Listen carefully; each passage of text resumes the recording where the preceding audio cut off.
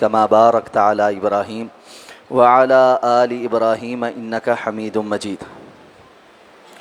عن أبي بكرة رضي الله عنه أن النبي صلى الله عليه وسلم كان إذا جاءه أمر يسره خر ساجدا لله. رواه الخمسة إلا النسائي. عن عبد الرحمن بن عوف رضي الله عنه قال سجد النبي صلى الله عليه وسلم فأطال السجود ثم رفع رأسه وقال إن جبريل أتاني فبشرني فسجدت لله شكرا. رواه أحمد وصححه الحاكم.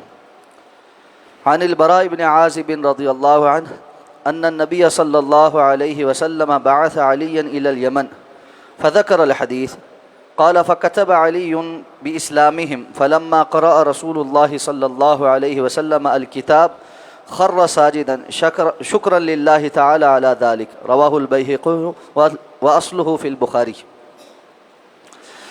حضرت ابو بکرہ رضی اللہ تعالیٰ عنہ بیان فرماتے ہیں کہ جناب نبی کریم صلی اللہ علیہ وسلم کو جب کوئی خوشخبری پہنچتی تو آپ صلی اللہ علیہ وسلم اللہ تعالیٰ کے سامنے سجدے میں گر جایا کرتے تھے. حضرت عبد الرحمن ابن عوف رضی اللہ تعالیٰ عنہ بیان فرماتے ہیں کہ جناب نبی کریم صلی اللہ علیہ وسلم نے سجدہ کیا اور خوب طویل سجدہ کیا. پھر سجدہ سے اپنا سر اٹھا کر ارشاد فرمایا کہ جبریل علیہ السلام میرے پاس آئے اور مجھے آ کر ایک خوشخبری سنائی جس پر میں نے شکر ادا کرنے کے لیے اللہ کے حضور سجدہ شکر بجا لایا. اس حدیث کو امام احمد نے اور امام حاکم نے روایت کیا اور امام حاکم نے اس کو صحیح کہا.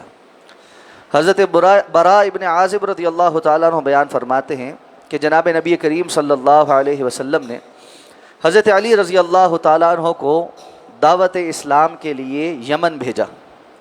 پھر آگے طویل حدیث ہے کہ کچھ نصیحتیں فرمائیں.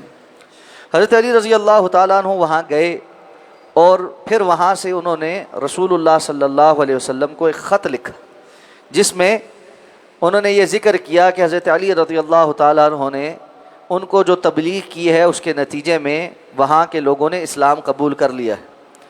تو رسول اللہ صلی اللہ علیہ وسلم نے جب خط میں یہ بات پڑھی تو آپ نے اللہ تعالیٰ کا شکر ادا کرنے کے لیے سجدہ کیا اور آپ سجدے میں گر پڑے. اس حدیث مبارکہ کو امام بیہقی نے روایت کیا اور اس کا ایک اور جو روایت ہے اصل روایت وہ صحیح بخاری میں بھی موجود. سجود سے متعلق احادیث مبارکہ اس باب میں ذکر ہو رہی ہیں. اس سے قبل سجدہ تلاوت سے متعلق احادیث گزر رہی تھیں. اب یہ سجدہ شکر سے متعلق احادیث.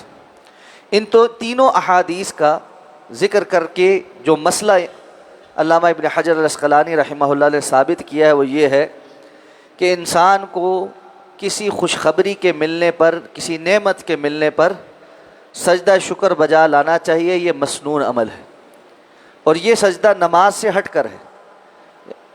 اب اس کی دو کیفیات ہو سکتی ہیں. ایک یہ کہ بندہ صرف سجدہ کرے اور یہ کہ بندہ سجدہ شکر کے طور پر نوافل پڑھے. یہ دونوں ہی رسول اللہ صلی اللہ علیہ وسلم سے ثابت ہیں. آگے دیگر احادیث بھی آئیں گی.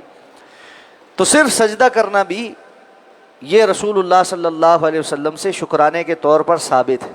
تو آپ صلی اللہ علیہ وسلم کسی خوشخبری کے ملنے پر شکرانے کے طور پر اللہ کے سامنے سجدہ بجا لاتے تھے.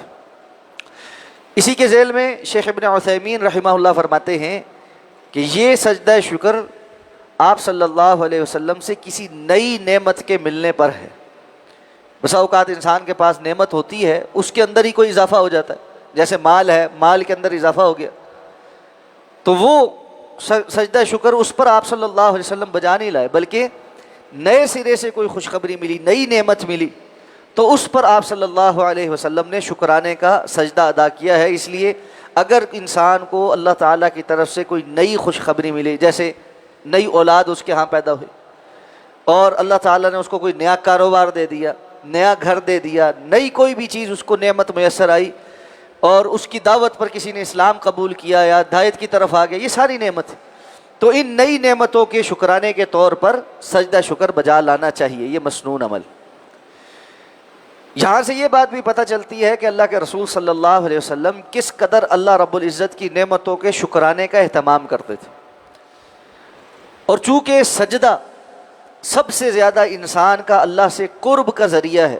آپ صلی اللہ علیہ وسلم کی دوسری حدیث ہے کہ سب سے زیادہ بندہ اللہ کے قرب میں سجدے کی حالت میں ہوتا ہے، کہ یہ عاجزی انکساری کا عروج ہے کہ انسان سب سے زیادہ اللہ کے سامنے عاجزی اور انکساری کا اظہار تب کرتا ہے کہ وہ اپنا ماتھا اور سر بھی، چہرہ بھی زمین پر ٹکا کر اللہ کے سامنے رکھ دیتا ہے۔ اسی لیے سجدہ اللہ کے سوا کسی اور کے ساتھ سامنے جائز نہیں۔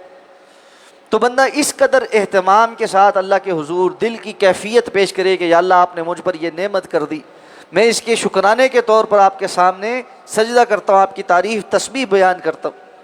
تو اللہ کے رسول صلی اللہ علیہ وسلم نعمتوں کا شکرانہ ادا کرتے تھے، اور نعمتیں اس بات کی متقاضی ہوتی ہیں کہ بندہ ان کا شکر ادا کرے۔ لئن شکرتم لازیدنکم، اللہ نے کہا ہے اگر تم شکر بجا لاؤ گے تو میں تمہیں مزید عطا کروں گا۔ وَلَئِن كَفَرْتُمْ إِنَّ عَذَابِي لَشَدِيدٌ، لیکن اگر تم ناشکری کرو گے تو میرا عذاب بڑا شدید ہے۔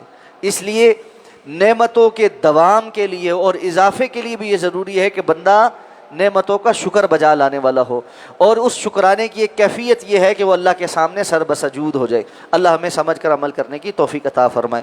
سبحانک اللہم و بحمدک، نشہد ان لا الہ الا انت، نستغفرک و نتوب الیک۔ نہیں، کوئی خاص دعا نہیں ہے، آپ اللہ کی تسبیح بیان کریں، سبحانک اللہم ربنا و بحمدک اللہم اغفر لی کہیں، الحمدللہ کہیں، کچھ بھی کہہ سکتے ہیں۔